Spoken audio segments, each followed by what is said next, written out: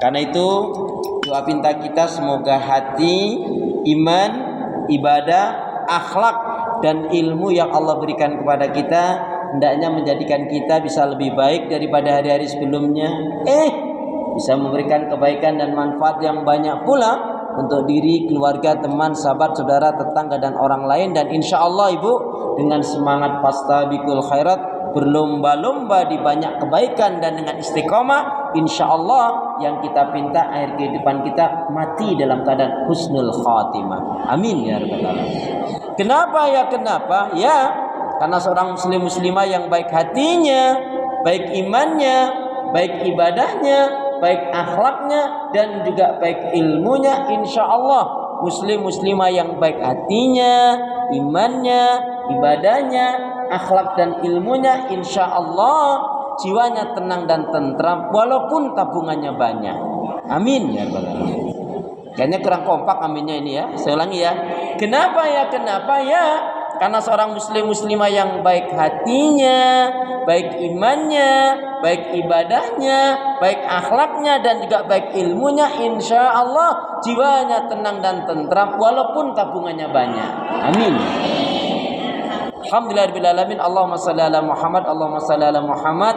Salawat dan salam semoga Allah selalu curahkan, limpahkan pada Nabi kita Muhammad sallallahu alaihi wasallam yang telah menyampaikan, mengajarkan istilah Islam dengan sempurna rahmatan lil alamin. Jadi mungkin Bu menyapanya kurang greget Bu, jadi jawabnya juga kurang greget gitu ya. Ibu-ibu Majelis Ta'lim Al-Huda.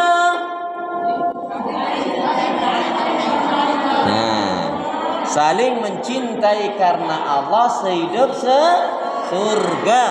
Karena kita menginginkan yaitu masuk surganya Allah. Ingat loh Bu, dunia ini hanya sebentar. Ingat, dunia ini hanya sebentar. Akhirat sebentar lagi. Ya, karena dunia akan kita tinggalkan.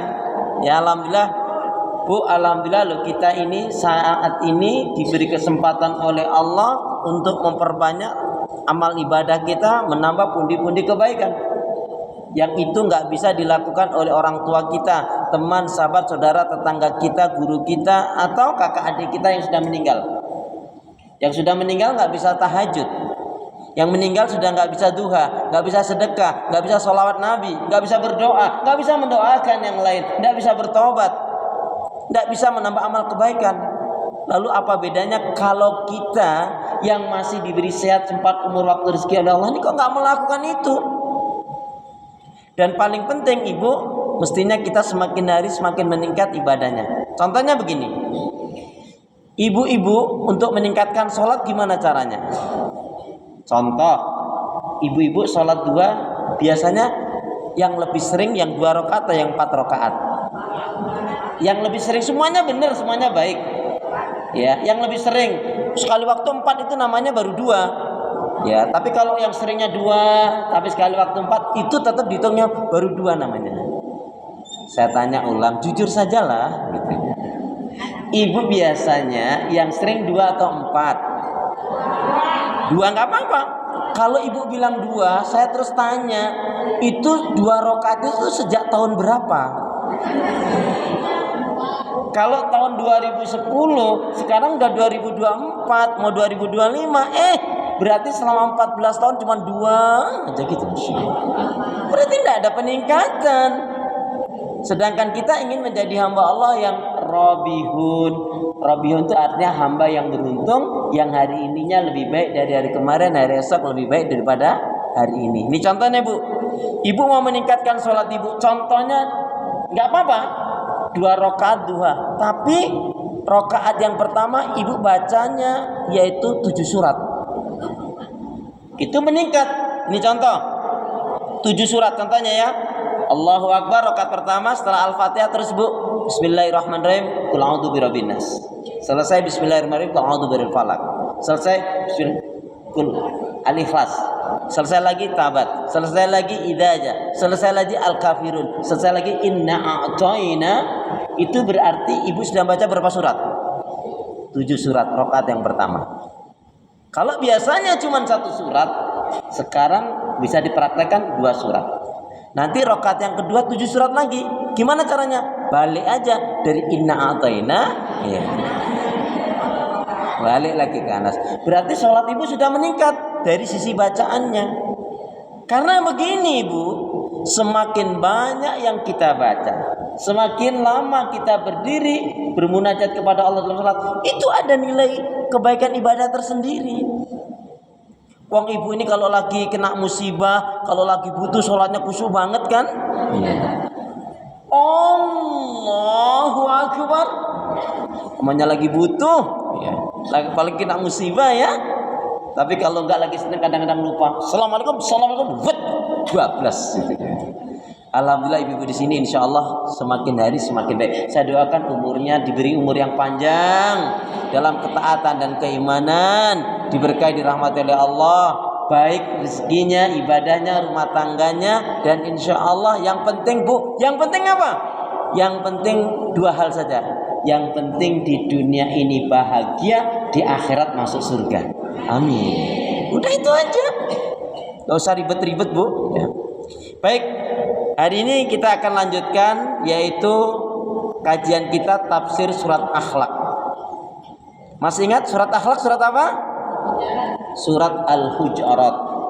Karena di dalamnya banyak sekali kaitannya dengan akhlak. Yang pertama hubungan kita kepada Allah, akhlak kita kepada Nabi, akhlak kita terhadap orang-orang yang beriman, termasuk akhlak kita kepada saudara terdekat, juga akhlak kita terhadap non-mukmin, non-muslim selain orang yang beriman. Tapi sebelumnya aku nak tanya lebih dulu bu, akhlak itu apa sih?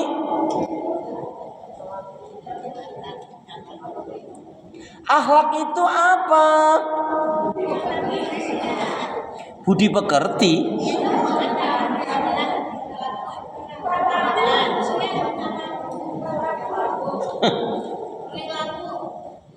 Tingkah laku itu akhlak. Berarti ada dua kemungkinan dong. Ada yang baik, yang nggak baik kalau gitu. Akhlak itu, ya kita hafalkan hadisnya dulu. Mohon maaf, yang nggak hafal nanti pulangnya terakhir. Yang lancar banget hafalannya pulang duluan, dan itu kayaknya saya deh. Astagfirullahaladzim. Ya bu, kita harapkan hari ini pulang-pulang membawa satu hadis ini hafal. 2 hadis. Saya inginkan hari ini ibu pulang dari majelis ini hafal 2 hadis. Sampai nggak hafal, ya nggak apa-apa sih. Ikutin saya dulu ya. Hadis yang pendek dulu atau yang panjang dulu? Masya Allah. Dia ikutin dulu. Bismillahirrahmanirrahim. Qala Rasulullah sallallahu alaihi wasallam, kullu ma'rufin sadaqah. Kullu ma'rufin sadaqah. Kullu ma'rufin sadaqah. Setiap kebaikan itu nilainya sedekah.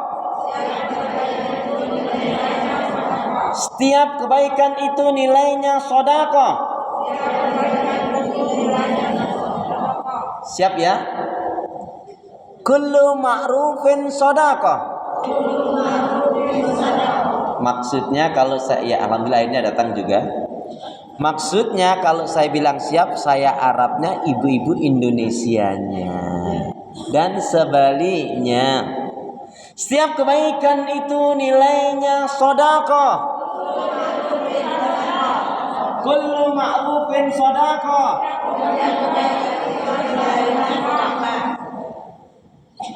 Di sini sahih diriwayatkan oleh Imam Bukhari dan Muslim. Ada mengatakan Imam Muslim, kullu ma'rufin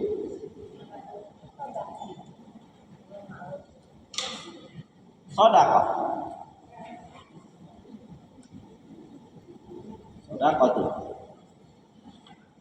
setiap kebaikan itu nilainya sedekah. Bu, hadis yang pendek ini mengajarkan kepada kita apa?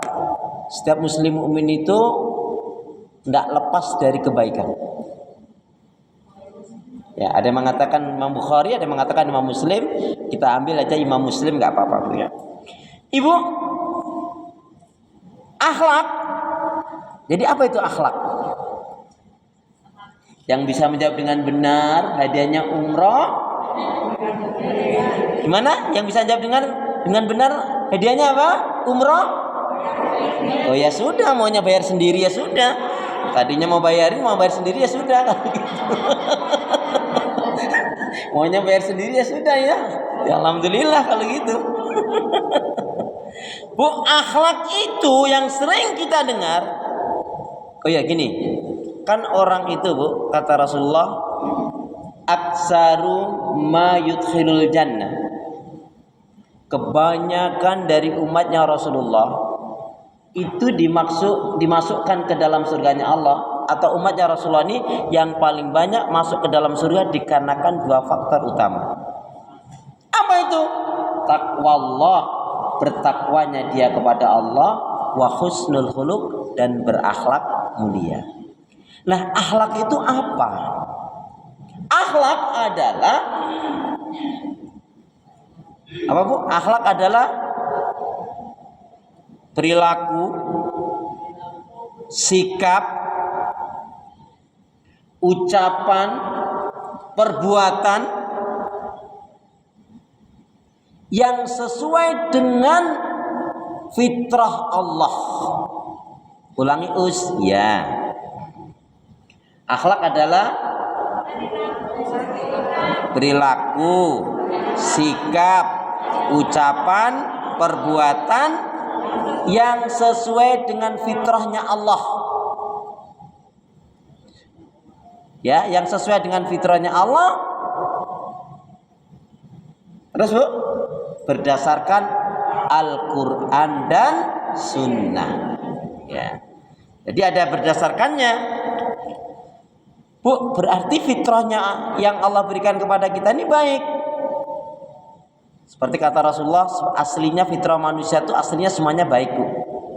Ketika manusia ada dalam fitrahnya Allah, dia dalam kebaikan. Tapi kemudian datang syaitan yang merobek-robek fitrahnya, yang mengoyak-ngoyak, yang merusak hatinya, yang merusak fitrahnya, sehingga perilakunya, sikapnya, ucapannya, perbuatannya nggak baik.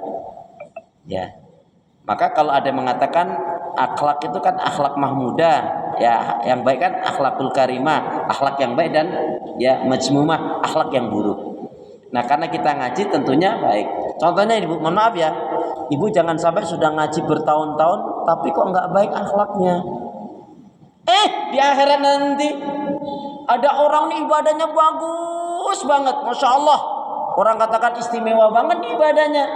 Tapi mohon maaf Bu, sayang akhlaknya nggak baik. Yang satunya lagi Bu, ibadahnya biasa saja, standar, nggak nampak istimewa, tapi akhlaknya masya Allah. Maka orang yang seperti ini, yang akhlaknya lebih baik ini Bu, apa? Dia akan mendapatkan kedudukan surga yang lebih utama ketimbang yang hanya ibadahnya baik tetapi akhlaknya kurang baik. Tentunya kita harap ibadah baik, akhlaknya juga baik. Contoh, jangan sampai Ibu rajin ngaji, ya, rajin baca Quran, rajin zikir, tapi juga masih rajin ngerumpi. Ada nggak Bu? Istighfar. Berarti belum baik. Karena akhlak itu adalah tadi perilaku, sikap, ucapan, perbuatan yang sesuai dengan fitrahnya Allah berdasarkan Al-Quran dan Sunnah Rasul. Salah satunya Nabi memotivasi kita ini dengan hadis ini, kullu ma'rufin shadaqah. Setiap kebaikan itu nilainya shadaqah. Hadis yang kedua, Bismillahirrahmanirrahim. Qala Rasulullah sallallahu alaihi wasallam, akmalul mu'minina imanan ahsanuhum khuluqan. Akmalul mu'minina imanan ahsanuhum khuluqan. Akmalul mu'minina imanan ahsanuhum khuluqan. Mukmin yang baik dan sempurna imannya adalah yang paling baik akhlaknya. Akmalul mu'minina imanan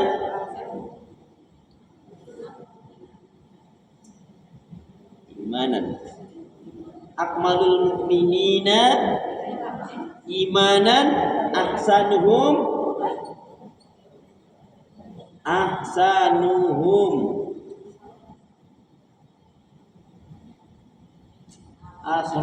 khuluqan. Khuluqan itu akhlak.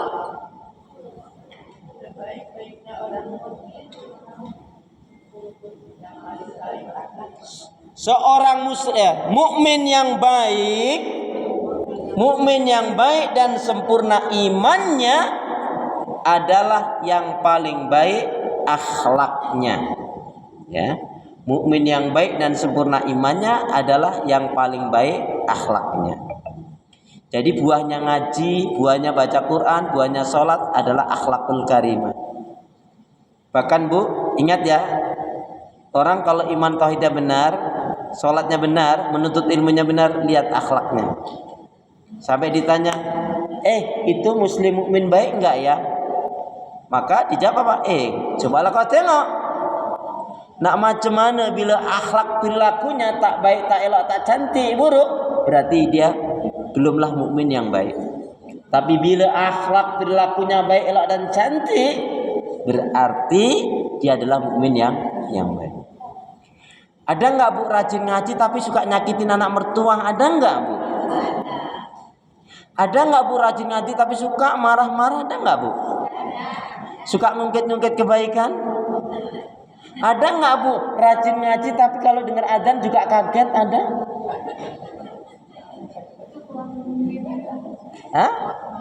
Akmalul mu'minina ini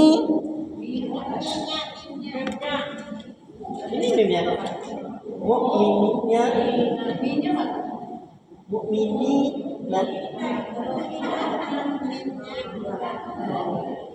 ya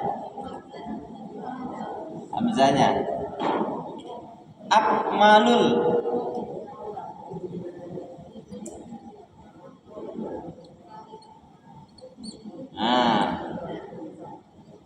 mukminina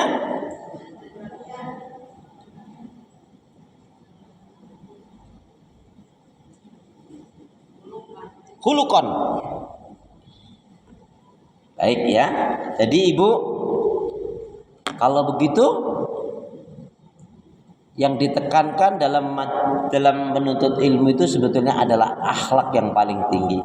Seperti Rasulullah menyatakan innama bu'istu liutamima makarimal akhlak. Sesungguhnya aku diutus oleh Allah untuk memperbaiki akhlak.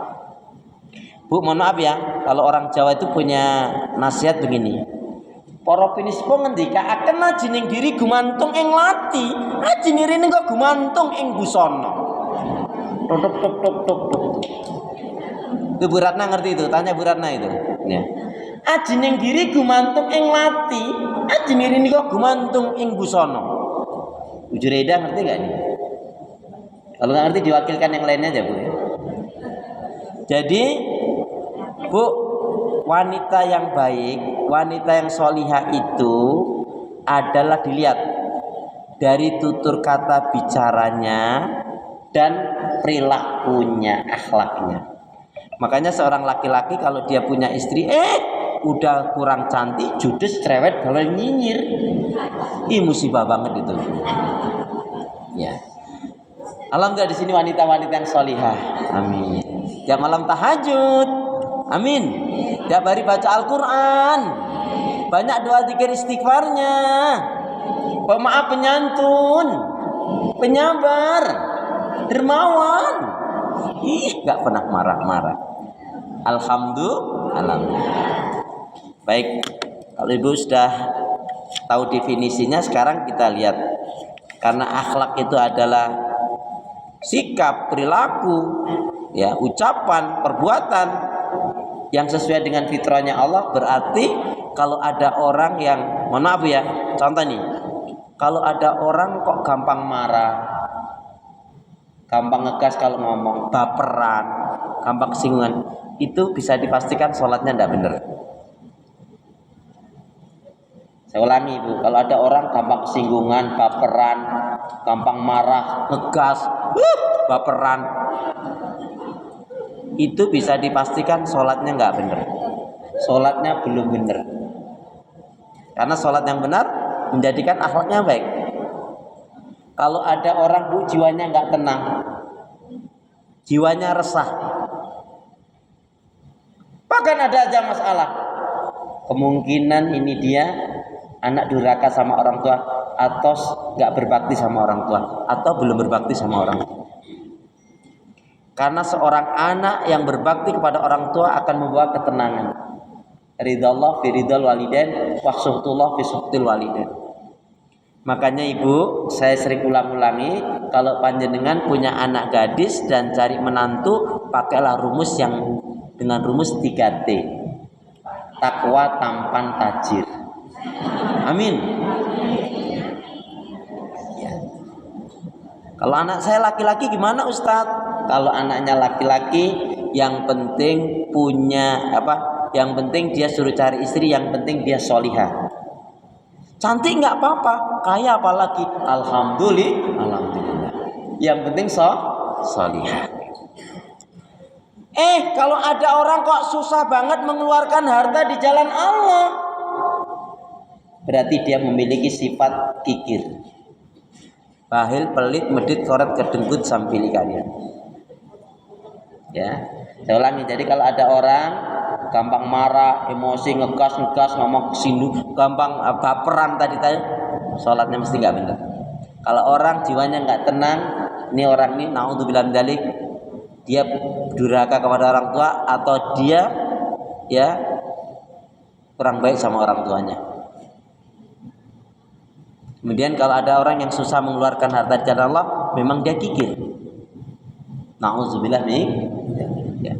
Itu untuk introspeksi kita Bu, jangan-jangan ada pada diri kita. Ibu, alasannya apa sih kok kita ini ya, akhlak kita kepada Allah ini, ya kita harus berakhlak kepada Allah, itu apa alasannya Bu? Tahu apa alasannya?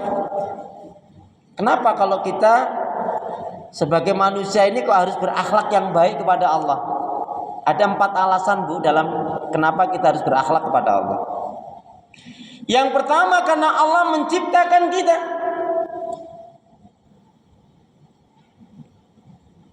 Allah berfirman Ibu, a'udzubillahi minasyaitonir rajim, falyanzuril insanu mimma khuliqa.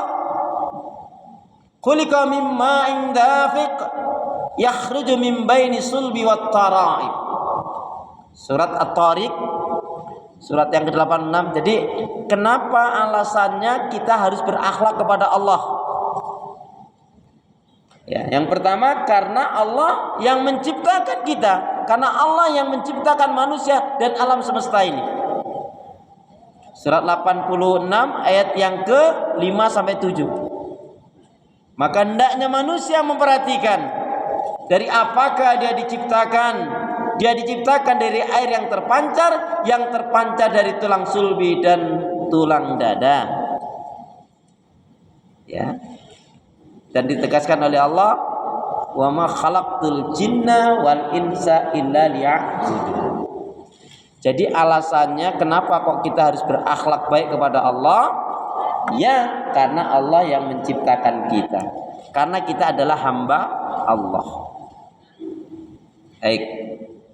Yang kedua, ulangi Ustaz. Jadi yang pertama, kenapa kita harus berakhlak baik kepada Allah? Karena Allah menciptakan kita. Surat 86 At-Tariq ya, ayat yang ke-5 sampai 7. Yang kedua, kenapa kita harus berakhlak baik kepada Allah? Karena Allah memberikan perlengkapan panca indera. pendengaran, penglihatan, akal pikiran, hati, sanubari, naluri, insting. Ya, anggota badan kita, mata, telinga, mulut, kaki. Karena Allah, yang kedua alasannya kenapa kita harus berbuat baik kepada Allah, akhlak kita harus baik kepada Allah, karena Allah telah memberikan perlengkapan panca indera, pendengaran, penglihatan. Ya, Bu, mohon maaf ya. Ketika ibu bangun tidur, halo. Ketika ibu bangun tidur nih, ketika bangun tidur, tiba-tiba kaki nggak bisa digerakkan, mau apa gitu? Ketika bangun tidur, tiba-tiba tangan kita ngepak. Ketika kita bangun tidur nggak bisa ngedengar, mau apa gitu?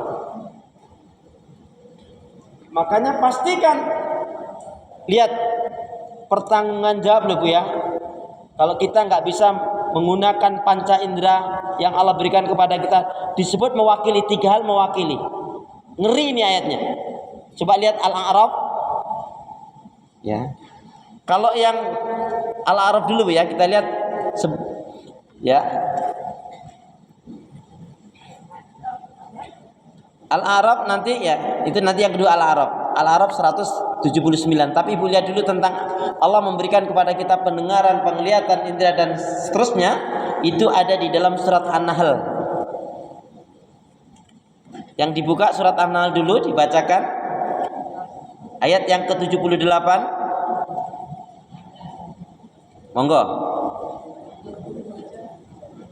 Coba Qurannya sama nggak dengan Quran saya?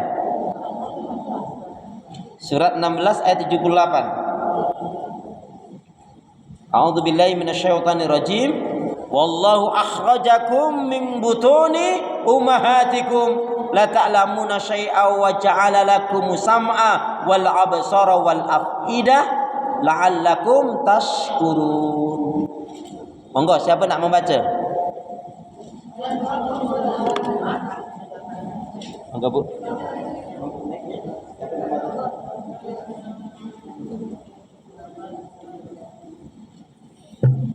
Ya, alhamdulillahirabbil alamin. Ya, artinya boleh. Ya, kalau saya nanti penutupnya billahi taufiq wal hidayah, assalamualaikum warahmatullahi wabarakatuh gitu. Amin ya rabbal alamin. Monggo. 78. Ya.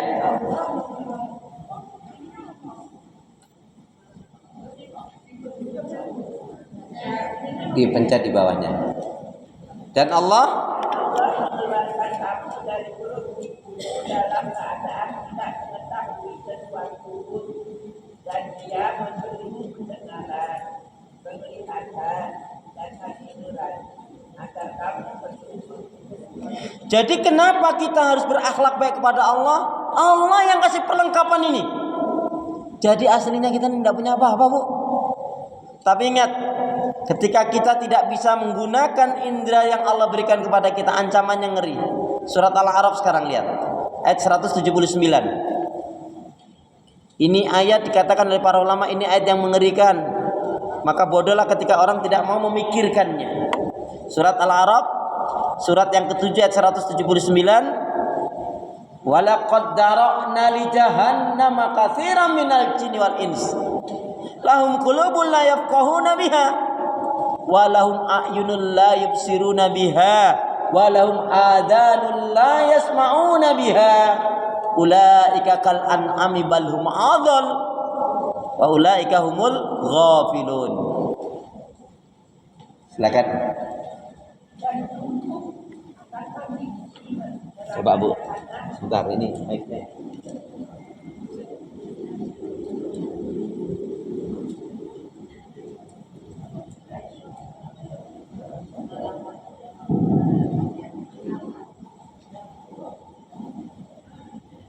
Dan sungguh akan kami isi neraka Jahannam banyak dari kalangan jin dan manusia. Mereka memiliki hati, tetapi tidak dipergunakannya untuk memahami ayat-ayat Allah. Dan mereka memiliki mata, tetapi tidak dipergunakannya untuk melihat tanda-tanda kekuasaan Allah. Dan mereka mempunyai telinga, tetapi tidak dipergunakannya untuk mendengarkan ayat-ayat Allah.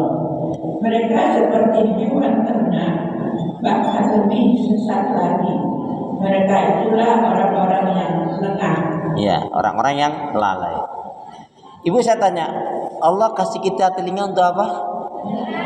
Enggak.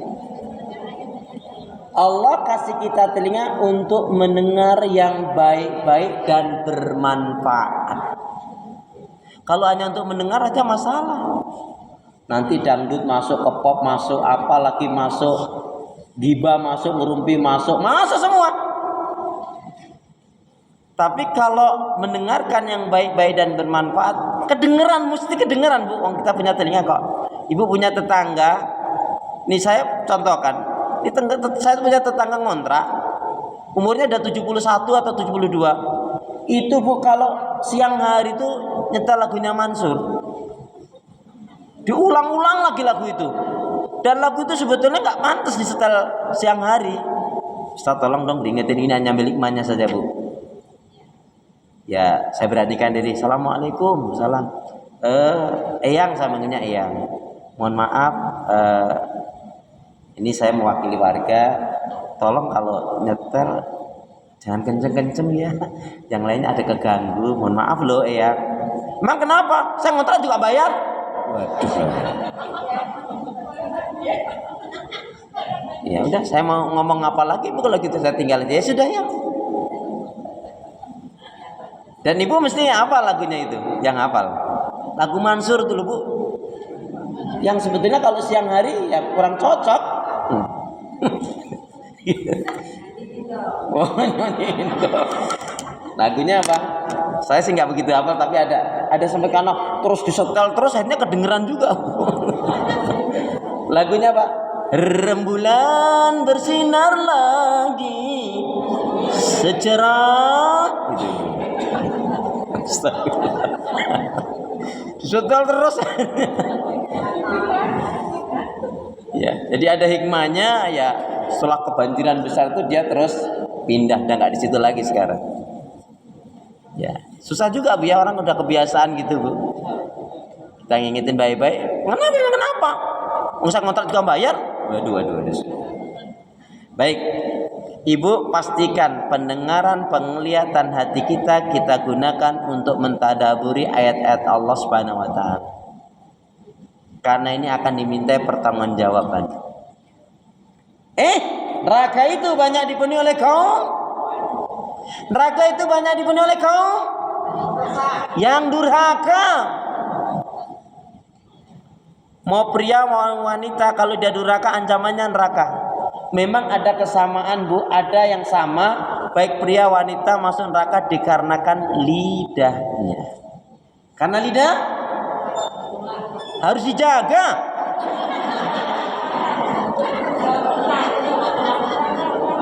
Iya kan, salamatul insan bihifdzil lisan. Keselamatan seseorang terletak pada penjagaan lidahnya. Lidahmu, mulutmu adalah surga nerakamu. Harimau di hutan sana. Jadi lidahmu, mulutmu, lidahmu adalah surga nerakamu. Ma yalfidu min qaulin illa ladai raqibun atid. Tidaklah sepatah kata diucapkan oleh seorang hamba melainkan dicatat oleh malaikat raqibun atid. Ya. Yang ketiga alasannya kita harus berakhlak baik kepada Allah. Apa? Yang ketiga, karena Allah telah menyediakan berbagai bahan dan sarana yang diperlukan. Nah ini, Bu, kita harus ingat betul, Bu. Karena Allah yang telah menyediakan berbagai bahan dan sarana yang diperlukan bagi kelangsungan manusia ini. Apa contohnya? Ya makanan, tumbuh-tumbuhan, air, udara, binatang ternak, hutan. Cuman hutannya sekarang udah ditebang. Nih, Bu, mohon maaf ya, saya ingin sedikit ralat gini. Ada yang kurang pas di kita mengatakan gini. Kita berharap semoga pemimpin yang baru ini amanah atau lebih baik. Ternyata kata-kata ini nggak tepat, Bu. Kalau begitu kita berharapnya bukan kepada Allah. Harus dirubah. Kita mohon kepada Allah, kita berharap kepada Allah, semoga Allah memberikan kepada kita pemimpin yang adil, jujur dan amanah. Jadi kita berharapnya kepada Allah. Makanya ibu tahu kan, doa masuk gedung DPR MPR apa? Gimana doanya? Gimana doa masuk ke gedung DPR MPR? Allahumma inni a'udzubika minal khubusi wal khaba'is.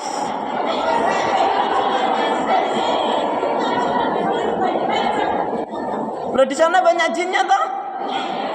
Makanya doanya sama. Allahumma inni a'udzubika minal khubusi wal khaba'is. Ya Allah, aku berlindung kepadamu dari keburukan. Itu cocok banget doa itu ya. Kan berlindung dari jin dan setan itu. Minal khubusi wal khaba'is. Jin laki-laki maupun jin perempuan. Ya. Silakan Bu kalau mau masuk doanya itu ya, saya kasih doanya ya. Jadi yang ketiga Allah kasih nih Bu, yang kasih ini Allah. Bahan-bahan pelengkapan ya termasuk kendaraan, binatang ternak, air, udara. Sekarang saya tanya kepada Ibu, kalau ada orang-orang tiba-tiba ada orang Bu kenal sama Ibu, karena Ibu masuk masjid di satu tempat ya, bukan masjid di sinilah, di satu tempat safar Ibu sholat. Kemudian orang tuh melihat Ibu, Assalamualaikum Bu, dari mana? Saya dari Tebet, dari Bukit Duri misalkan. Alhamdulillah saya kok seneng ya lihat Ibu. Enggak, ini saya ada rezeki mau diterima ya. Dia ngasih Ibu uang $100. $100.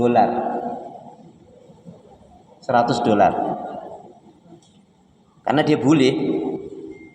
Kira-kira Ibu ingat nggak kebaikannya dia? Atau Ibu lupakan kebaikannya? Dia habis ngasih terus, makasih ya. Aduh alhamdulillah nih mau terima. Assalamualaikum, dia pulang. Kira-kira Ibu ingat nggak kebaikannya? Atau Ibu lupakan kebaikannya? Padahal sekali berbuat kebaikan, kita akan ingat kebaikan terus. Sedangkan Allah tuh per detik memberikan kita kebaikan. Loh, kita ini Bu bisa tersenyum itu Bu, itu dari Allah loh Bu. Kita bisa ngedipin mata, bisa mingkem, itu dari Allah. Coba kalau bangun tidur nggak bisa mingkem, coba kalau Ibu bangun mingkem kok matanya melotot terus, ada orang assalamualaikum, Ibu mungkin lari. Loh, kita bisa menggerakkan tangan, bisa melangkahkan kaki, bisa makan. Ini nikmat dari Allah. Kadang-kadang kita lupa Bu. Di poin ini mohon maaf ya, sudah rajin ngaji tetapi masih jadi temannya setan gara-gara tabdzir. Ibu makan sengaja itu menyisakan 1 butir nasi, itu nanti ada pertanggungjawab Bu. Itu mubazir. Banyak nggak yang masih begitu? Mohon maaf ya Bu ya, apalagi pas acara-acara pernikahan tuh Bu. Ambil ini, ambil itu, akhirnya nggak kemakan. Kan mubazir itu. Kalau Ibu masak banyak-banyak kebuang, itu mubazir. Coba lihat surat 17 ayat 27. Kan ngeri. Udah ngaji bertahun-tahun masih jadi temannya setan. Nauzubillah nih. Monggo. Surat 17 ayat 27. Innal mubadirina. Mubadir itu pemboros, pembuang.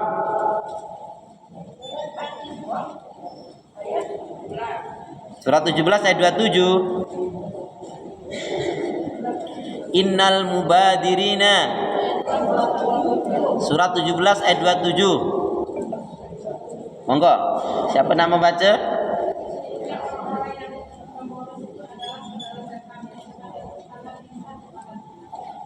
Innal mubadirina kanu ikhwana syayatin wa kana syaitanu li rabbih kafura. Hati-hati loh Bu. Satu butir yang sengaja ibu buang, itu ada pertanggungjawabannya. Sayang kan udah ngaji bertahun-tahun. Ini mohon maaf ya, mohon maaf nih. Contoh yang paling gampang tuh air minum yang disediakan pada ibu itu nggak ibu habiskan, emang yang minum siapa nanti?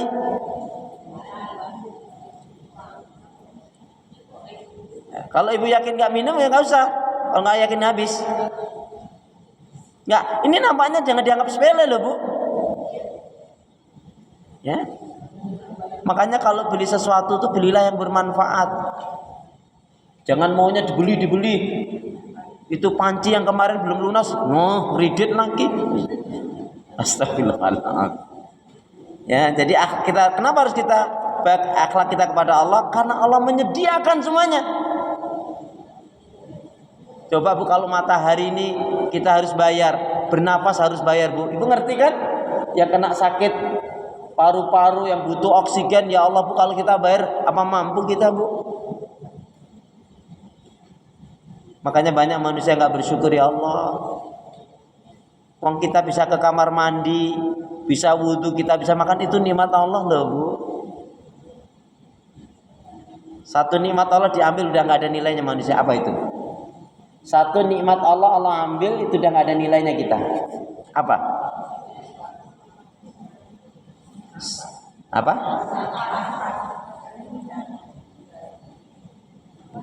Kalau napas masih hidup kok. Masih bisa, banyak orang yang nggak punya mata tapi masya Allah memberikan manfaat yang banyak.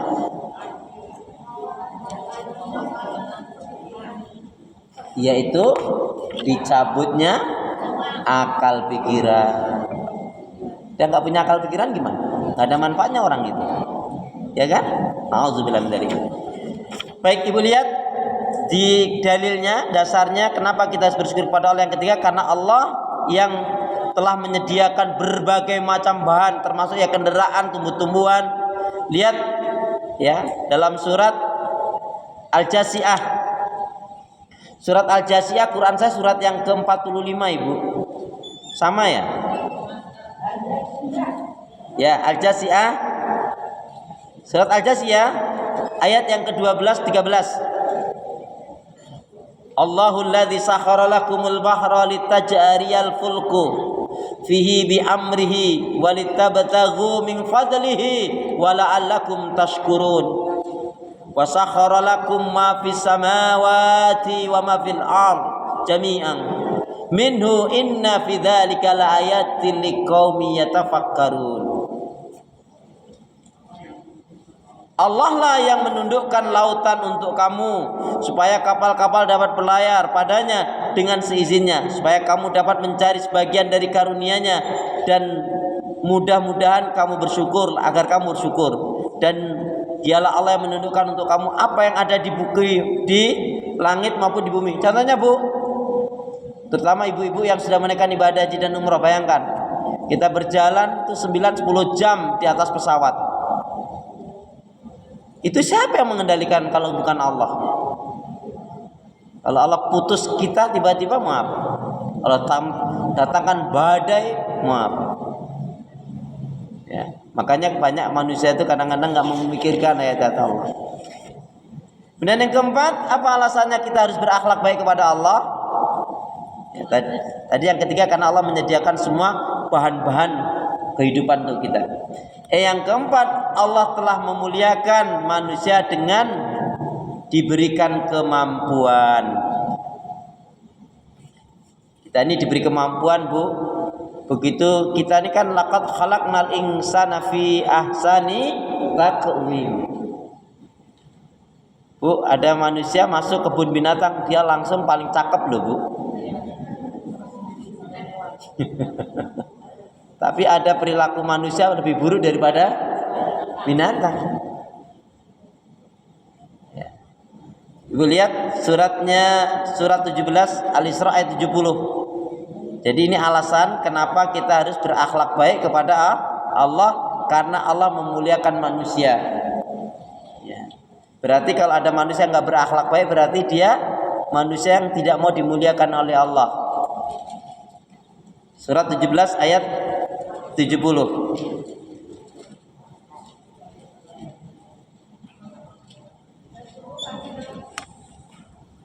Monggo.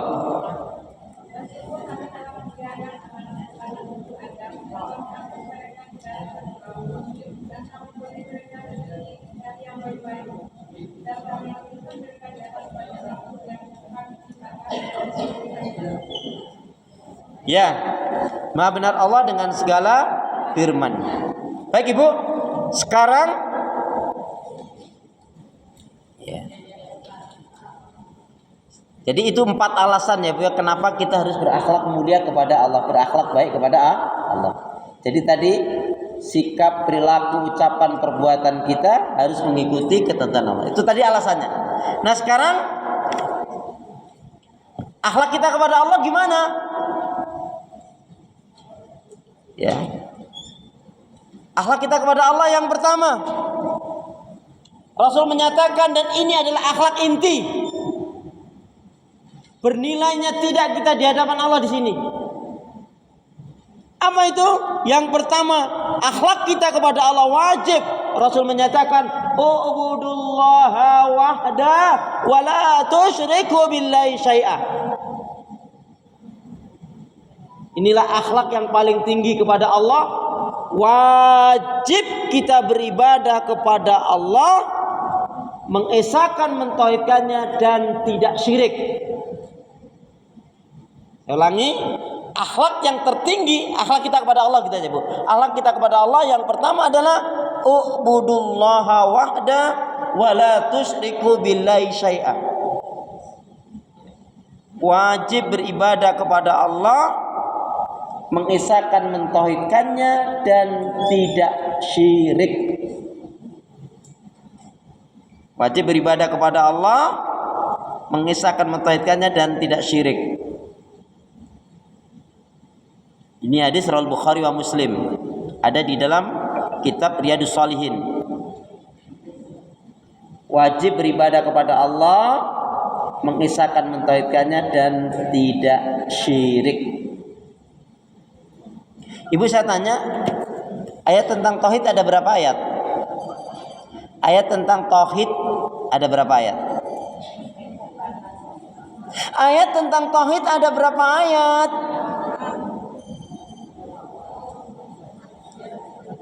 Berapa Bu?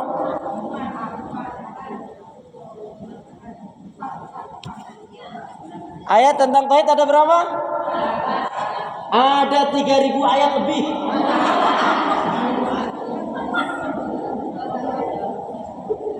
Loh, ini tandanya. Ketika orang berbicara, siapa yang bisa membuat kamu melihat, mendengar? Tauhid enggak? Yang menjadikan kamu bisa makan itu tauhid enggak? Karena dikembalikan kepada Allah. Bisa berucap. Makanya apa? Ayat tentang tauhid itu bahkan ada mengatakan semua ayat tentang hukum. Kalau kita kaitannya berhukum, meyakini ada hukum lebih baik daripada hukumnya Allah, berarti syirik. Mohon maaf ya Bu ya. Ada loh Bu, udahlah kita ini kan sama-sama orang timur, udah bagi rata saja mengenai waris. Hati-hati. Itu menyimpang Bu, ngerti nggak? Yang paling banyak menyebabkan wanita masuk neraka gara-gara apa? Gara-gara kurang mengimani takdir. Ini ya jadi laki-laki, nggak ribet kayak kita pakai hamil lagi. Itu sudah kurang mengimani takdir. Enak ya laki-laki boleh berpoligami. Jadi kalau ibu sudah ngaji bertahun-tahun, tapi ibu menolak ayat tentang poligami, berarti ibu belum sholihah.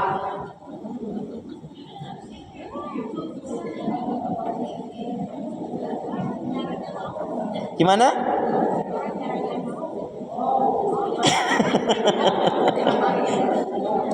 Terus ibu gimana sikapnya kalau suami ibu mau nikah lagi? Karena ini jujur yang paling gak disukai wanita ini.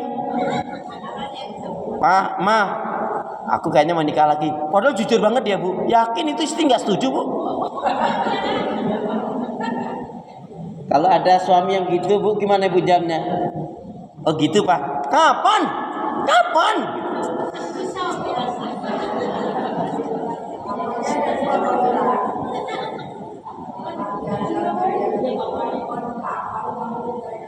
Enggak, kapan?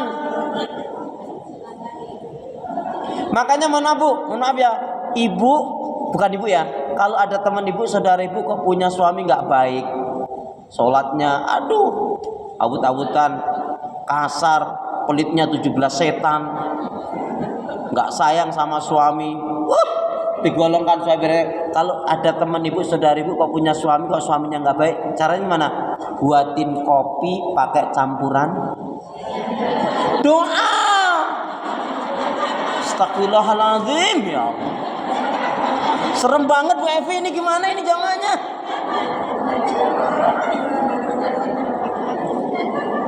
Buat campuran doa, mudah-mudahan menjadi ruqyah, menjadi nasihat, mudah-mudahan dia sadar.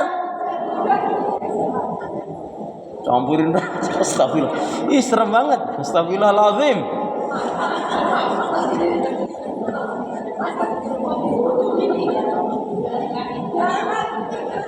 Iya kan?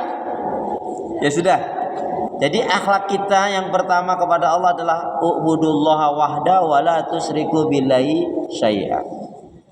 Wajib kita beribadah kepada Allah. Dan ini adalah inti dakwah para nabi dan rasul. Ibu lihat surat An-Nahl surat 16 ayat 36. Inti dakwah para nabi dan rasul.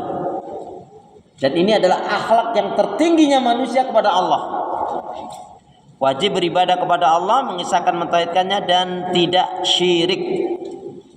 A'udzubillahi minasyaitonir rajim. Wa laqad ba'atsna fi kulli ummati rasula an ibudullaha wajtanibut taghut.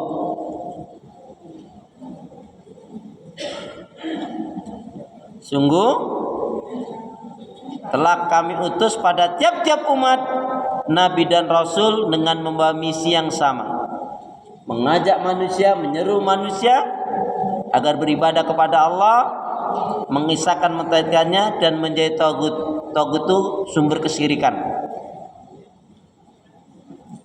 Ayat ini juga banyak orang yang belum tahu, Bu. Ada yang tahu tagut? Siapa tagut itu? Mau saya kasih tahu? Mau saya kasih tahu? Bu, perhatikan. Karena ini dakwah inti dakwah para nabi dan rasul. Sungguh telah kami utus pada tiap-tiap umat nabi dan rasul dengan misi yang sama, mengajak manusia, menyeru manusia agar beribadah kepada Allah, mentauhidkan Allah dan menjadi tagut. Tagut itu sumber kesyirikan. Tagut itu siapa? Satu, iblis laknatullah. Iblis laknatullah. Yang kedua, dukun-dukun para tidak normal. Ya, tagut adalah iblis laknatullah satu. Dua, dukun para tidak normal. Berarti yang kedukun orang yang nggak normal. Dukun itu ilmunya cuma satu, Bu. Ilmu ngibul. Saya tuh sampai sekarang ada bude pedagang jamu itu atau bude pedagang jamu itu saya tanya, "Bude, wonten jamu awet enom mboten nih?" "Aduh Pak Ustad, ada nggak jamu awet muda?" "Aduh Pak Ustad, kalau ada saya minum sendiri," katanya. Apalagi jamu buat kaya katanya. Wah, kalau ada nggak saya jual, saya minum sendiri. Itu kan jujur itu. Yang ketiga yang dikatakan tagut adalah hakim-hakim yang tidak menegakkan kebenaran, keadilan dan kebenaran. Hakim-hakim yang tidak menegakkan keadilan dan kebenaran itu tagut. Berarti harus dijauhi. Di Indonesia ada nggak, Bu? Kau tahu? Masya Allah.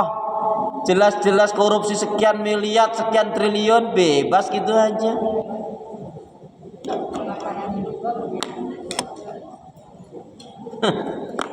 Makanya kata Nabi apa? Kata Nabi, hakim itu ada 3, yang satu masuk surga, yang 2 masuk neraka. Intinya yang masuk surga karena dia menegakkan keadilan dan kejujuran. Dia jujur, dia adil, dia benar, salah. Bu, maaf ya, dalam pengadilan itu sampai begini.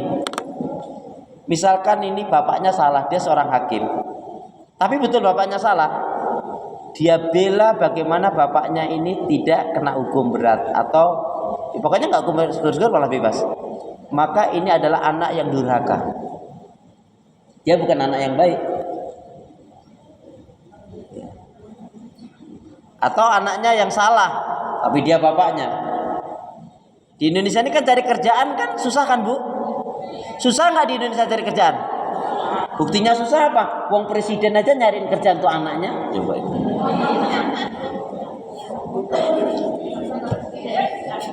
Astagfirullah. Dah. Yang keempat, siapa yang dikatakan itu tauhid? Termasuk di rangkaian itu. Tapi di dalam riwayatnya adalah yaitu hakim. Tapi yang semata rantai dengan itu.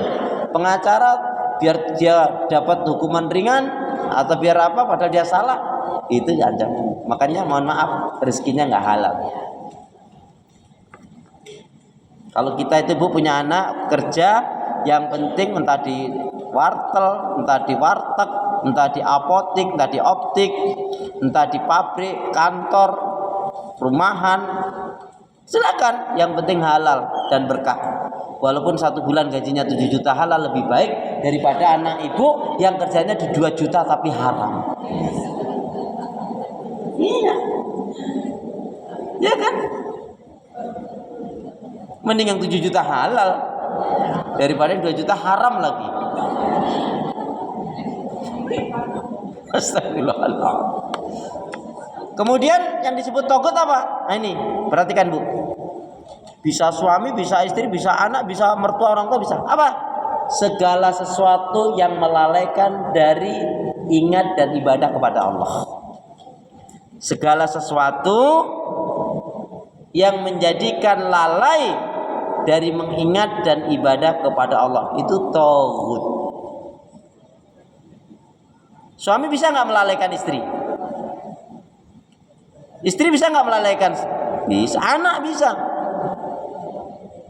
Ini contoh melalaikan sesuatu, segala sesuatu yang melalaikan dari mengingat dan ibadah kepada Allah. Ya, segala sesuatu yang menjadikan kita lalai mengingat Allah dan ibadah kepadanya.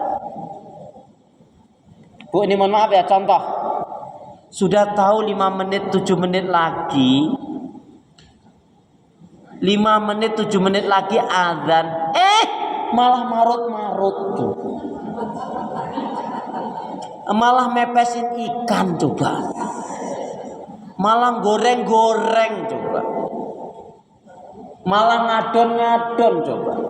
Ada nggak yang model kayak gitu Bu? Ngajinya di mana itu? Jangan tanya ustadznya siapa loh. Astagfirullahaladzim. Ustadznya nggak ngajarin sana. Biasanya udah ngingetin ini. Yang pertama ya, jadi yang pertama tadi apa? Akhlak kita kepada Allah, wajib beribadah kepada Allah, mengisahkan mentauhidkannya, tidak syirik. Nah, sumber kesyirikan tadi adalah tauhid tadi. Termasuk penguasa yang zalim itu tauhid. Karena dia menjadikan orang nggak bisa ibadah dengan baik. Yang kedua, ya tadi kan kerangkaiannya itu masih poin pertama itu tadi Bu. Ya, tauhid itu sumber kesyirikan, termasuk pemimpin yang zalim itu kan menjadikan orang jadi nggak ibadah, ya menjauhi tauhid. Nah, Nabi dan Rasul agar beribadah kepada Allah, mentauhidkannya dan menjauhi tauhid, menjauhi kesyirikan, artinya gitu. Akhlak kita yang kedua kepada Allah apa Bu? wajib mencintai Allah di atas segala-galanya. Akhlak kita yang kedua kepada Allah, wajib mencintai Allah di atas segala-galanya. Gak usah dilakukan, Bu. Gala-gala-gala, gak usah begitu. Wajib mencintai Allah di atas segala-galanya. Coba Ibu lihat surat Al-Baqarah 165. Al-Baqarah 165. A'udzu billahi minasyaitonir rajim. Monggo siapa nak membaca? Wa minan nasi, monggo Bu. Ya.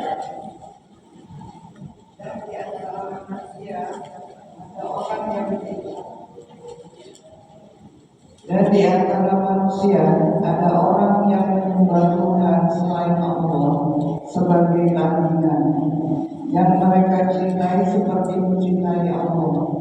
Adapun orang-orang yang beriman sangat besar cintanya kepada Allah.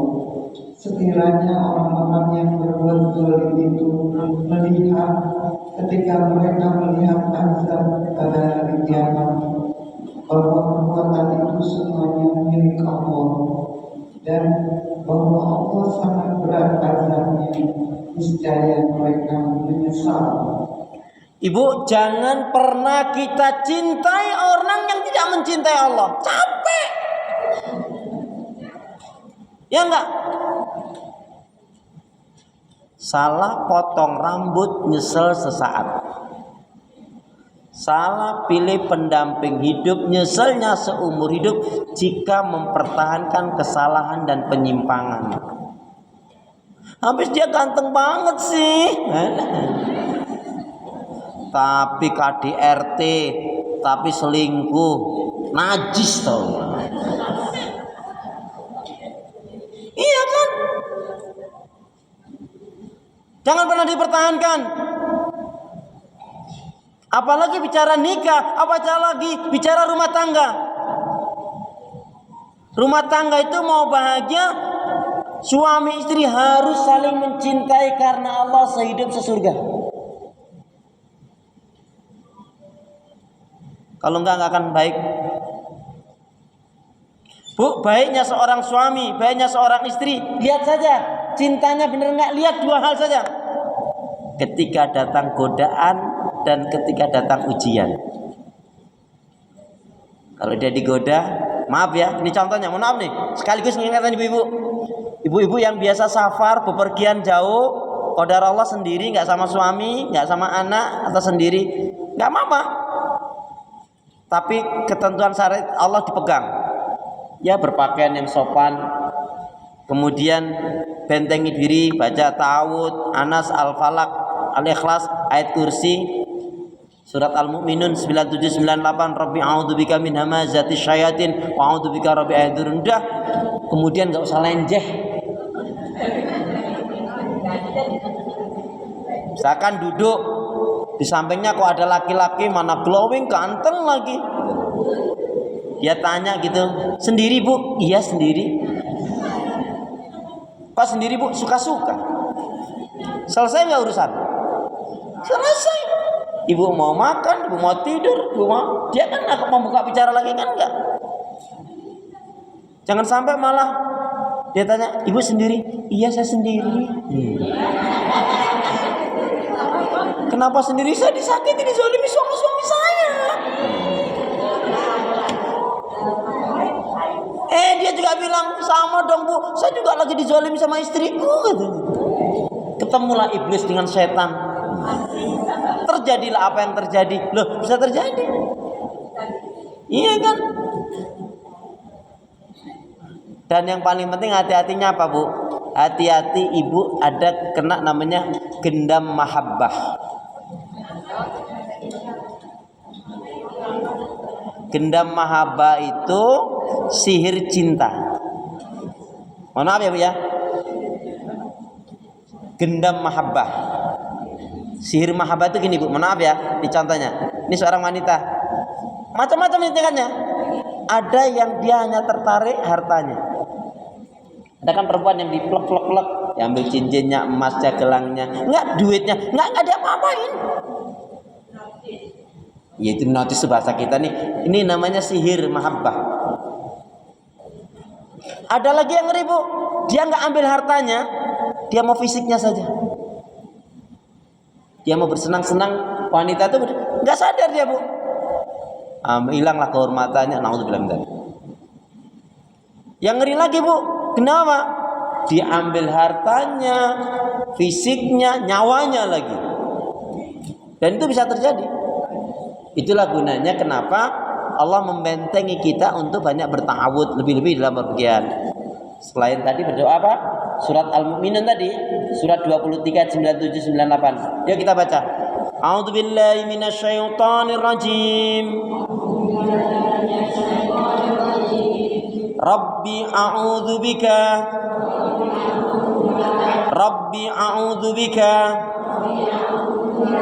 min hamazatis syayatin wa a'udzubika Rabbi ayyahdurun. Rabbi a'udzubika min hamazatis syayatin wa a'udzubika Rabbi ayyahdurun. Ya Allah, aku berlindung kepadamu dari keburukan kejahatannya syaitan, dan aku berlindung kepadamu ya Allah dari penyerangan-penyerangan syaitan. Bu, syaitan itu selalu menyerang. Alladzi yuwaswisu fi suduri. Makanya orang yang memiliki kecintaan yang sangat kepada Allah nggak bisa dikalahkan. Bu, orang yang sudah cinta kepada Allah baru dia akan merasakan manisnya iman. Ini kajian kita bulan yang lalu. 3 hal yang apabila terdapat dalam diri seseorang baru dia akan merasakan manisnya iman. Ayakunallahu wa rasuluhu ahabba ilahi mimma siwahuma. Dia lebih mencintai Allah dan Rasulnya di atas segala-galanya. Makanya Bu, mohon maaf ya, gambaran wanita solihah zaman dulu karena cintanya kepada Allah. Lebih. Ibu tahu gambarannya? Istri solihah zaman dulu nih karena cintanya kepada Allah Bu. Itu kalau suaminya keluar rumah bepergian untuk cari nafkah, cari rezeki, menuntut ilmu, berdakwah, berjihad, silaturahim untuk satu kebaikan. Itu kalau istri solihah zaman dulu, suaminya keluar rumah diantarkan sampai pintu depan rumah atau halaman rumahnya Bu. Istri soleh zaman dulu kalau suaminya bepergian diantarkan suaminya sampai pintu rumah atau halaman rumah. Istri soleh zaman dulu. Gimana? Sabar, belum selesai ceritanya. Yang menarik apa yang dikatakan oleh istri soleh zaman dulu? Wahai suamiku, ingat Allah. Perhatikan ibadahmu. Ini istri soleh zaman dulu karena memang cintanya kepada Allah. Suamiku ingat Allah, perhatikan ibadahmu.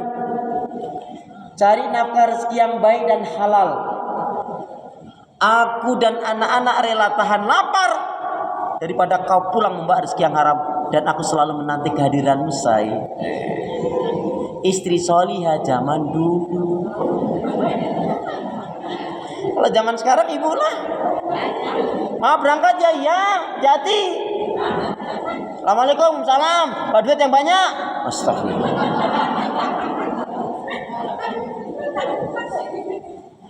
Bu, contoh karena cintanya kepada Allah, sahabat Utsman bin Affan kalau untung berbisnis katakan untung 1 juta, dia katakan, "Hai sayangku, istriku, alhamdulillah pekan ini atau hari ini aku untung 1 juta. Tapi yang 600-700 ribunya aku infakkan, aku sedekahkan di jalan Allah." Kalau ibu kira-kira kaget apa enggak itu? Apa kata istrinya? Sayang, kenapa hanya segitu? Kenapa enggak kau tambahkan lagi? Uang kita yang kemarin masih kok. Halo? Assalamualaikum?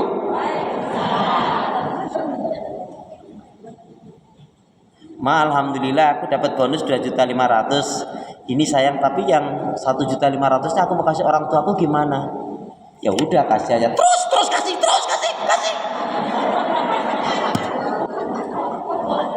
Bukan yang gitu yang paling banyak. Belum solihah berarti. Jadi kalau udah bicara cinta kepada Allah tuh gak usah hitung-hitungan. Wong semuanya milik Allah kok. Apa sih yang milik kita? Ingat loh Bu, kemarin sudah mengenai wasiat kemarin. Masih ingat kan tentang wasiat kemarin?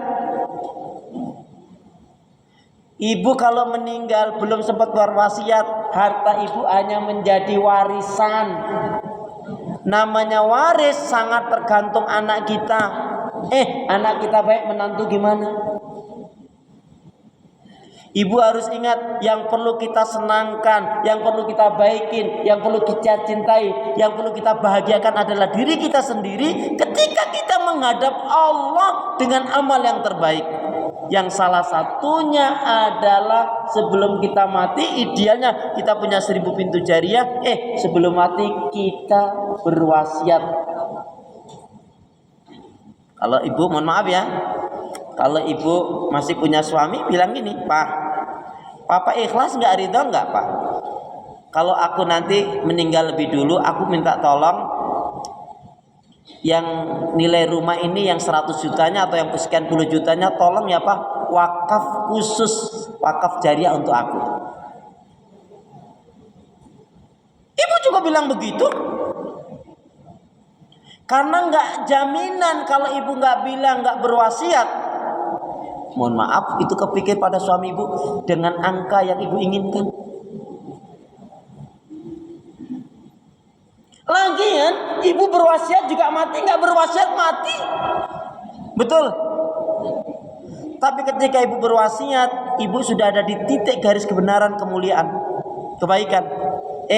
Kalau itu terbukti nanti betul-betul wasiat ibu jadi jariah ibu, itulah yang akan menjadi penolong, penyelamat, syafaat ibu di alam kubur. Insya Allah pagi dan sore ditampakkan tempatnya surga ibu. Amin, gitu dong. Lama banget sih, harus diaba-abain. Tapi kalau ibu tidak berwasiat, mohon maaf ya, ibu mati sekalian jadi waris. Andaikan anak kita berwasiat pun berwakaf jari atas nama kita, mungkin secukupnya dia, yakin akan jauh dari yang kita inginkan angkanya. Apalagi mohon maaf ya, kalau itu harta murni sudah menjadi milik ibu, ibu bisa gunakan angka maksimalnya 1/3. Jadi kalau rumahnya nilainya 1M misalkan, kalau ibu mau pakai angka maksimal yang 330 jutanya atau 300 jutanya, untuk ibu sendiri. Tadi saya katakan apa? Yang perlu kita sayangi, yang perlu kita cintai, yang perlu kita baikin, yang perlu kita bahagiakan adalah diri kita sendiri ketika menghadap Allah dengan amal yang terbaik. Dan ibu ingat, lagian kalau ibu berwasiat, belum tentu ibu yang meninggal lebih dulu. Boleh jadi, mohon maaf, kalau ibu masih punya suami, mungkin suami ibu dulu atau anak ibu. Lah kematian itu nggak harus nunggu tua, kematian itu nggak harus sakit. Kullu nafsin dha'iqatul, setiap yang berjiwa pasti akan mati. Orang kaya, orang miskin, pejabat, rakyat, yang cantik banget, murid, ya sampai situ. Mati juga, semua mati. Tuh kan, padahal muda dari ibu jauh banget umurnya. Ya. Makanya itu Bu, mohon maaf ya, pikirkan betul. Jangan hanya dipikirkan, bahkan jadi cita-cita. Apa? Karena ilmu berarti bermakna kalau diamalkan. Sebelum mati kalau bisa kita minta kepada Allah kekuatan agar dimampukan memiliki 1000 pintu jariah. Nah sebelum mati kita masih ada nih apa rumah, apa kendaraan, apa pabrik, apa PT atau kontrakan, wasiatkan. Loh iya, kalau sebelum mati itu kan kita pakai kan. Nanti kalau kita mati nggak akan kita bawa, Ibu tahu kan, ketika mungkin ibu punya teman, saudara, tetangga yang sudah meninggal, itu kain kafannya nggak ada kantongnya loh bu.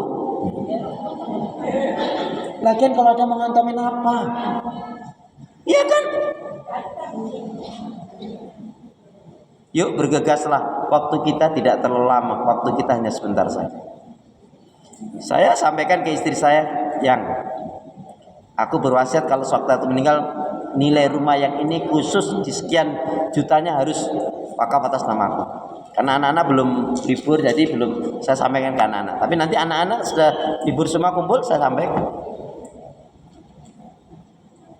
Bu, boleh jadi kita hari ini berwasiat mungkin meninggalnya 20 tahun lagi, 25 tahun lagi, tidak ngerti kok bu. Tapi kita sudah ada di titik kebenaran. Dan itu salah satu cinta kita kepada Allah. Lihat surat Asy-Syu'ara ayat yang ke-88-89. Asy-Syu'ara. A'udzu billahi minasyaitonir rajim. Surat 26 ayat 88-89. Yauma la yanfa'u malu wala banun.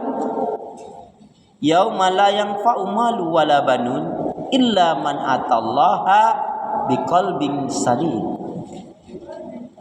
Pada hari di akhirat nanti bu, nggak ada yang menyelamatkan seseorang. Yang menyelamatkan bukan harta kekayaan yang melimpah ruah, kecuali harta kekayaannya dia infakkan, dia sedekahkan di jalan Allah.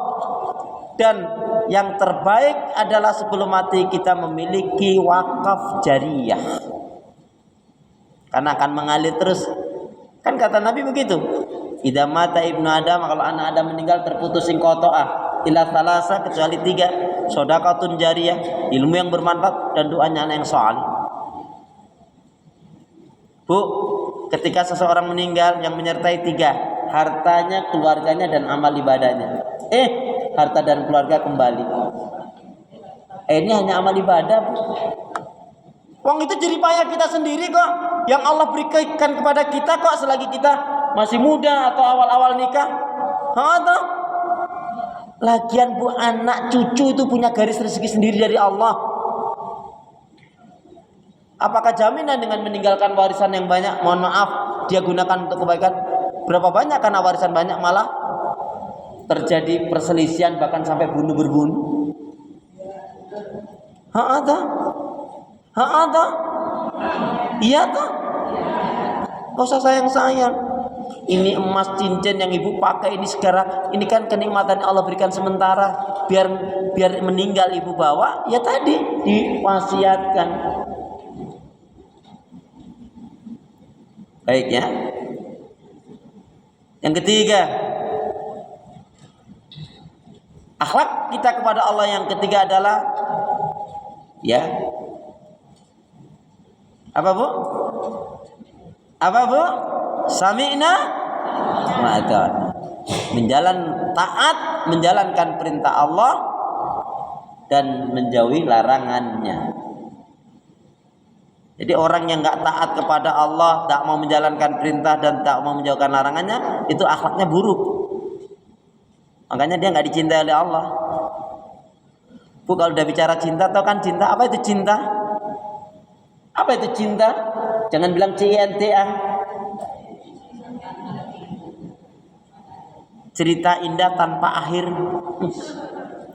Cinta adalah anugerah dari Allah. Siapa yang dia tidak memiliki cinta, berarti dia tidak dianugerahi oleh Allah. Dan hidup tanpa cinta bagaikan taman yang tak berbunga. Begitulah kata para pecinta.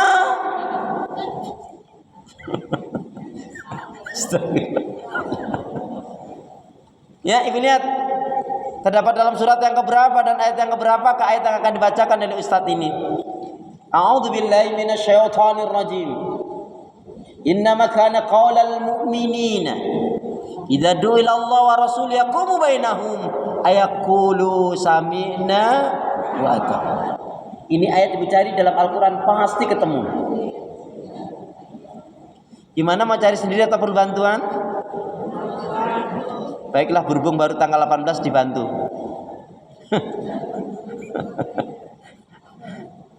An-Nur 51. Silakan siapa nak membaca?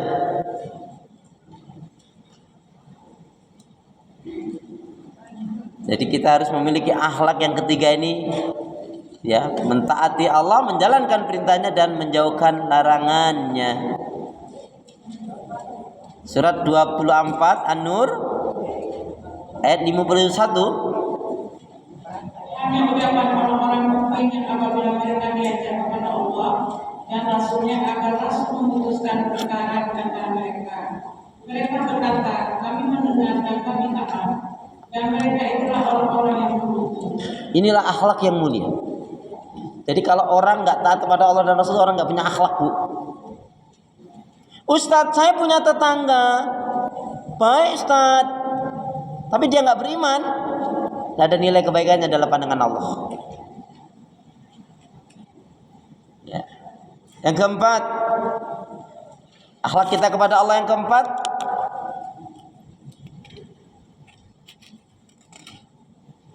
saya akan ringkas saja poinnya. 1 sampai 3 tadi kan dari saya, Ibu. Yang keempat ganjang dari Ibu, masa aku terus? Yang keempat, ya, akhlak kita kepada Allah selalu bersangka baik. Ya, itu akhlak, Bu. Selalu bersangka baik, yakin dan optimis. Yakin dan optimis dengan janji dan pertolongan Allah. Ulangi, Us. Jadi yang keempat, selalu bersangka baik kepada Allah, yakin dan optimis dengan janji dan pertolongan dari Allah. Bu, Allah nggak pernah mengingkari janji. Bu, jangan terlalu berharap kepada manusia, capek, kecewa kita. Toh? Makanya kita selalu optimis, bersangka baik pada Allah. Dulu Bu Evi masih ingat gak? Ibu masih ingat gak dulu di semester awal pernah saya sampaikan kata pengingat dari Ustadz Akhlis. Masih ingat gak, Bu, kata pengingat dari Ustadz Akhlis? Halo? Seorang muslim mukmin yang baik, dia harus selalu optimis, tidak pernah pesimis, tidak sinis, dan juga tidak suka memponis, apalagi ngemis, najis.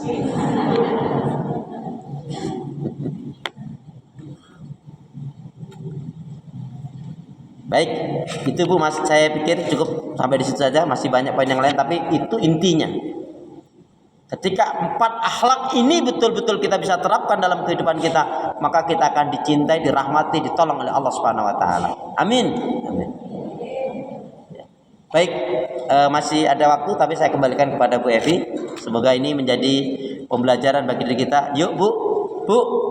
Yuk bergegaslah. Waktu kita tidak terlalu lama, waktu kita hanya sebentar saja. Yuk beramal cerdas di waktu terbatas. Yuk beramal cerdas di usia terbatas. Kita semangat mati nggak? Semangat mati. Tapi alangkah baiknya tentunya semangat kita dalam kebaikan ibadah dan amal soleh, sehingga pun insya Allah kalau mati, insya Allah husnul khatimah. Amin ya rabbal alamin. Baik, saya kembalikan kepada Bu Evi. Alhamdulillahirabbil alamin. Yang pertama, akhlak kita kepada Allah adalah ubudullah wahda wala tusyriku billahi syai'a. Wajib beribadah kepada Allah, mentauhidkannya, tidak syirik. Yang kedua, mencintai Allah di atas segala-galanya. Yang ketiga, ya, taat, menjalankan perintah Allah, menjauhkan larangannya, sami'na wa ta'na. Kemudian yang keempat adalah selalu bersangka baik kepada Allah, yakin dan optimis dengan janji pertolongan Allah. Jadi kalau manusia itu ya paling mengatakan janji-janji, tinggal janji. Akhirnya rugi sendiri kita. Biasanya suka janji-janji suami atau istri? Ditepati atau nggak ditepati? Ya syukurlah kalau gitu. Biasanya yang suka berdusta suami atau istri? Biasanya yang suka berdusta suami atau istri? Kalau ibu bilang suami, dulu nemunya di mana? Baik, saya kembalikan. Kalau ada pertanyaan yang lainnya mungkin. Monggo dari ibu kalau ada pertanyaan boleh. Dari grup Anggrek, Mawar, Melati, Cempaka. Dari grup Kamboja, rumahnya yang dekat kuburan siapa? Boleh. Silakan Bun, monggo.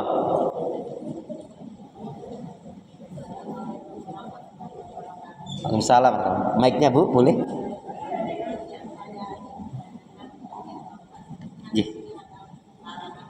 Iya. Yeah.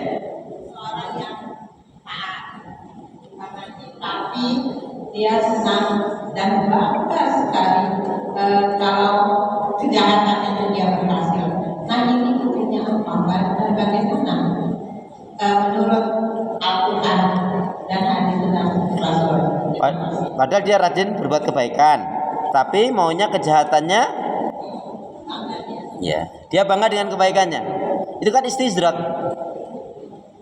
Istizrat itu bu orang yang dikasih dilulu oleh Allah, dimudahkan urusan-urusan dosa maksiat, dan dia tidak mendapatkan nikmatnya ibadah. Dan orang seperti nanti akan dihukum oleh Allah dengan berat. Karena ada orang, naudzubillah min dzalik, yang tertipu. Siapa? Orang yang tertipu adalah orang yang melakukan kebaikan, tetapi sebetulnya dia landasi dengan penyimpangan. Bahkan bahasa Al-Quran itu adalah kekufuran. Coba lihat surat Al-Kahfi. Al-Kahfi dari 103-nya coba lihat.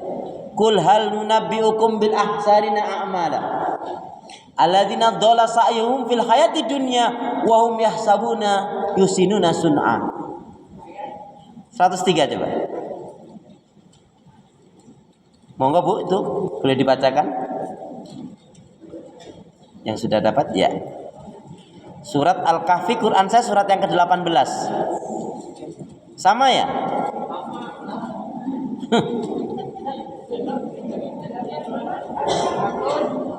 Ya, ayat 103. Monggo Bu.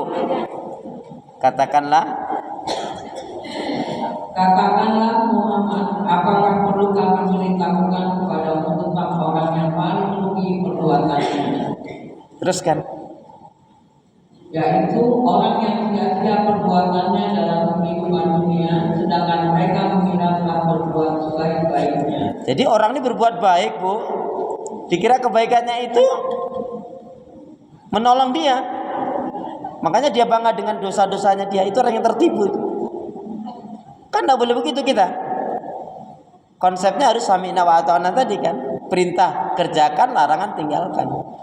Maka siapa yang dia berbangga dengan dosa maksiatnya, itulah orang yang namanya istizrat. Dikasih dilulu oleh Allah, nanti akhirnya disiksa, diazab dia orang. Dan tidak ada amal kebaikannya dalam pandangan Allah. Contohnya dia korupsi, habis itu dia bangun masjid. Bangga orang muji menyanjung dia, padahal dia adalah perusak orang ini sebetulnya, membuat sengsara orang. Itu nanti berat itu azabnya di hadapan Allah. Dan ibu lihat seberat-beratnya siksa itu diberikan kepada para pemimpin dan ulama. Pemimpin yang zalim, ulama yang dua golongan manusia ini azabnya nanti berat. Pemimpin penguasa umara yang zalim dan ulama yang ulama yang menjual ayat-ayat Allah. Dapat sanjungan manusia tapi dia hina dalam pandangan Allah.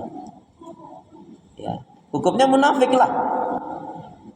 Ya, bahkan kita sendiri kan tidak boleh dipuji orang padahal itu bukan amalan kita. Kan innallaha thayyib, sesungguhnya Allah itu baik, hanya menerima yang baik-baik saja. Ibu mohon maaf ya saya contohkan ekstrimnya. Ibu lagi berbuat baik tapi tidak ada nilainya. Contohnya ibu lagi puasa nih, puasa sunnah ya. Kalau puasa wajib mesti ibu lagi puasa sunnah, terus teman ibu, tetangga ibu enggak puasa. Alah, kelihatan rajin olahraga, kelihatan sehat. Makanya enak-enak, puasa enggak kuat, mending aku. Enggak ada nilainya puasa ibu. Karena ada kesombongan dalam diri. Tidak boleh. Makanya mohon maaf Bu, Allah benci sekali dengan orang yang sombong. Walaupun dia ahlul ibadah, walaupun dia taat, kecuali dia taubat.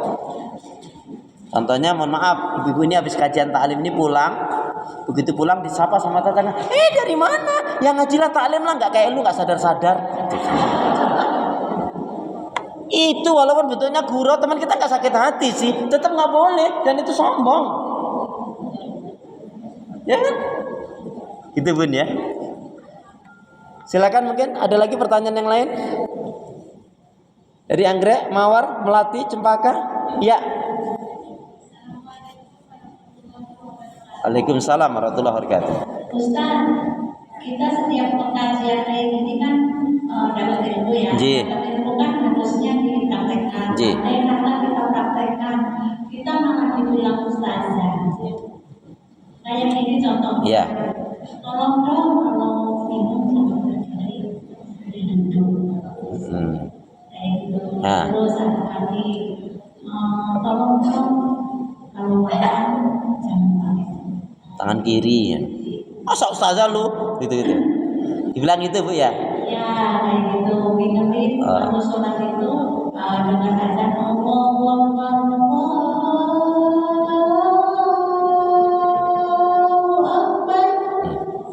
Nanti dulu kerjaannya ada ustaz Ustazah gitu. ustazah Ya. gitu. Ya alhamdulillah. Tindakan perintah ustaz. Ya ibu bilang alhamdulillah nggak ustazah dipanggil ustazah. Ya alhamdulillah Bu. Ingat Bu. Ingat ya, tidak semua kebaikan yang kita lakukan diterima orang baik. Tugas kita hanya mengingatkan, mengajak pada kebaikan. Kalau kita ngajak kebaikan, kita nggak diterima, kita marah, itu namanya kita nggak ikhlas. Nabi juga ngajaknya nggak marah kok, ya kan? Jadi ya alhamdulillah, sikap kita kalau marah berarti kita nggak ikhlas. Jadi kalau ada yang memberikan tanggapan seperti itu ya sudah. Bu, saya kasih contoh ekstrim. Ini kebalikannya. Ibu pakai baju sesuatu yang kata temen ibu, bajunya kampungan banget, norak banget, lusuh kayak gitu. Desolah. Kalau norak banget lah, katakan kampungan lah, lusuh lah. Kalau ada teman ibu bilang gitu, ibu jawabnya gimana? Ibu bilangnya gimana? Baju norak kayak gitu dipakai, baju gudong-breng kayak gitu dipakai, lusuh, kampungan, jelek banget ngomong itu. Bajunya ngejreng banget. Ibu bilangnya gimana? Ibu jawabnya gimana? Masih panjang kalau dia bilang alhamdulillah, diingetin kok, masih rame lagi. Ibu jawab aja apa? Pingin ya. Nanti dia berhenti tuh, ya enggak? Kalau bilang kita enggak, pingin ya.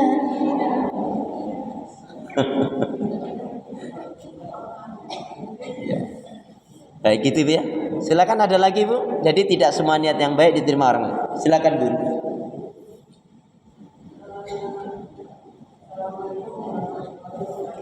Assalamualaikum warahmatullahi wabarakatuh.